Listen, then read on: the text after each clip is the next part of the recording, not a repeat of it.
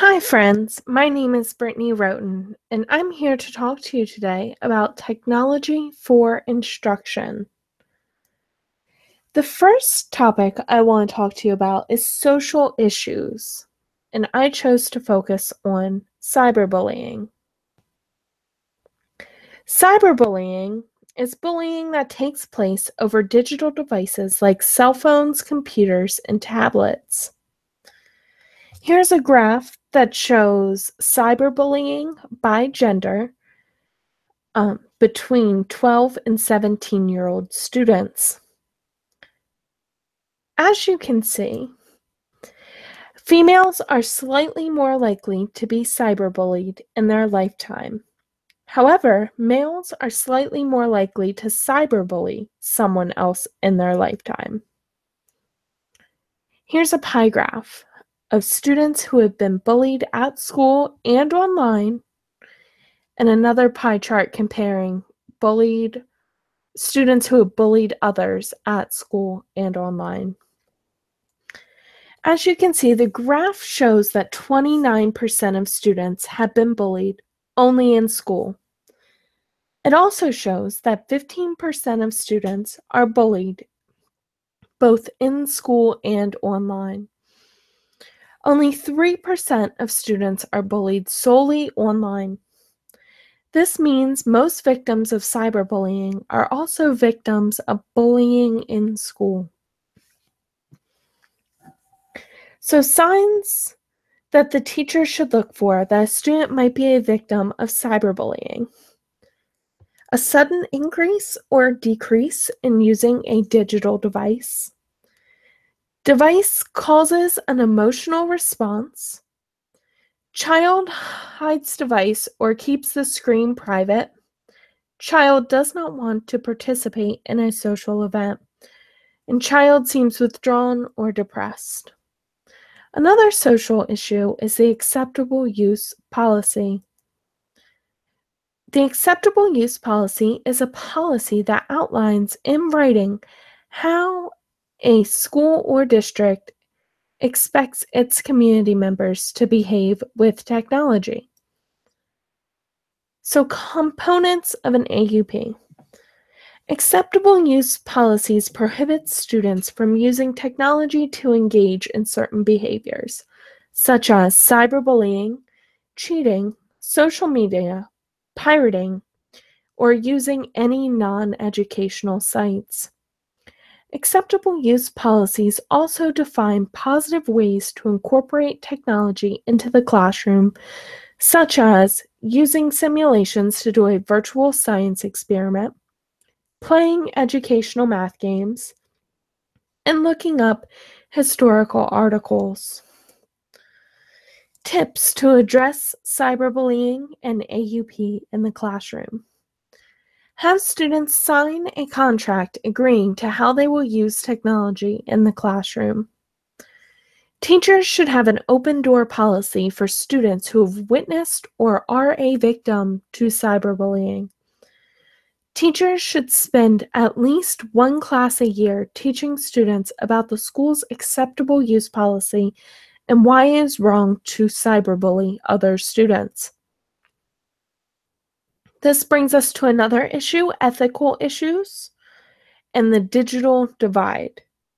So a digital divide is the gap between those people who have easy access to the internet and those who do not. Some socioeconomic factors play a big role in this. Socioeconomic factors change the divide from internet versus no internet to analyzing the type of internet access students have. In some cases, students may only be able to access the internet using their parents' smartphone. For example, a study showed that 51% of Hispanics use only their phone to access the internet. It also showed that 46% of Africans use only their phone, and 33% of whites use only their phone to access the internet. Household income is another predictor for determining whether or not a student will have internet access at home. For families with an annual household income of $75,000 or more, 95% have easy access to internet at home. For families with an annual household income less than $30,000 a year, only 57% have easy access to internet at home. So, tips to help the digital divide. Communities need to focus on keeping libraries open. Schools can provide after-school access to computer labs. Teachers can try to give students more internet access during the school day. And Comcast is also providing Internet Essentials, which is a low-cost internet service for families who receive free school lunches.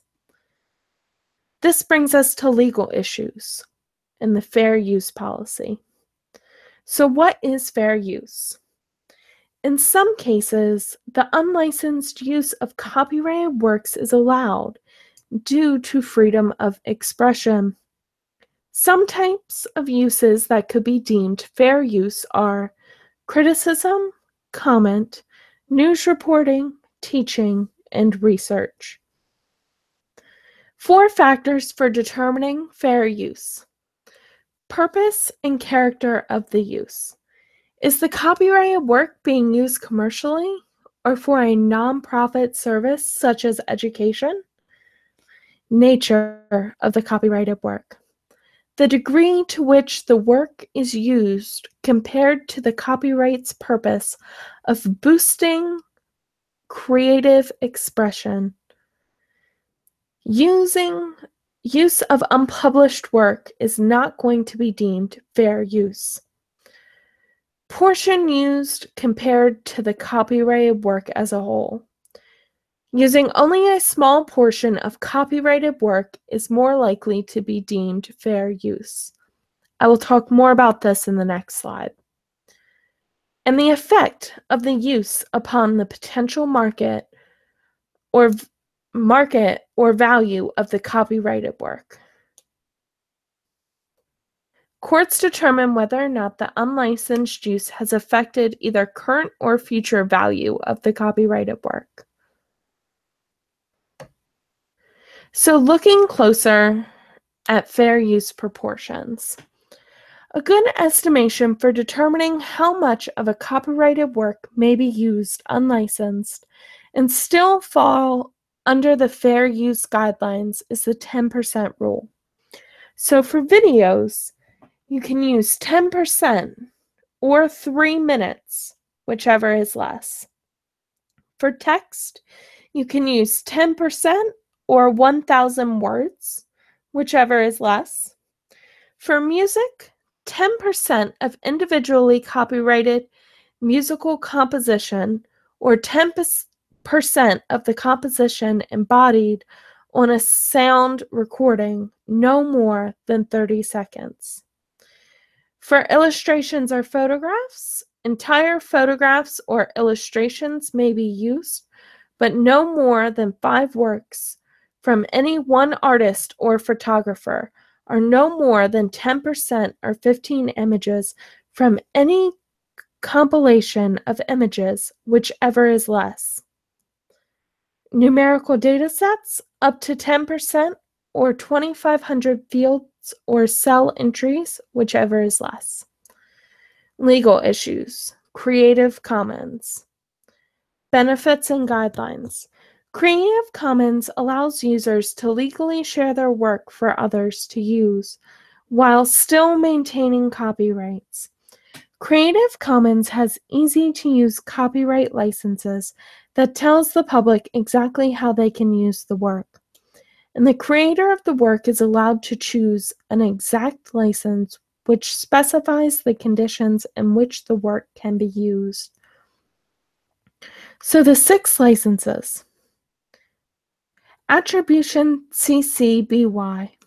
Others can use, build upon, and distribute the work commercially or non-commercially, as long as the original producer is credited. Attribution share alike CC BY SA. Others can use, build upon, and distribute the work commercially or non-commercially, as long as the original producer is credited and the new product is licensed under the same terms. Attribution no dervis CC BY ND allows for distribution commercially or non-commercially, as long as the work is unchanged with credit to the original creator. Attribution non-commercial CC BY NC. Work may be duplicated and only distributed non-commercially. Or attribution non-commercial share alike CC BY NC SA. Others can use, build upon, and distribute the work non-commercially as long as the original producer is credited and the news product is licensed under the same terms. Attribution non-commercial no dervis CC BY NC ND. Others can download work and share it with others as long as they credit the original creator. They can't change the work in any way or use it commercially. So, tips for using fair use in the Creative Commons in the classroom. Teachers need to be aware of the copyright laws to ensure that all work used in the classroom is obtained and distributed legally. Teachers need to know if they can legally modify any work, especially if it is found online. And teachers can share any original work using Creative Commons for other teachers to use. Thank you for taking the time to learn more about technology for instruction.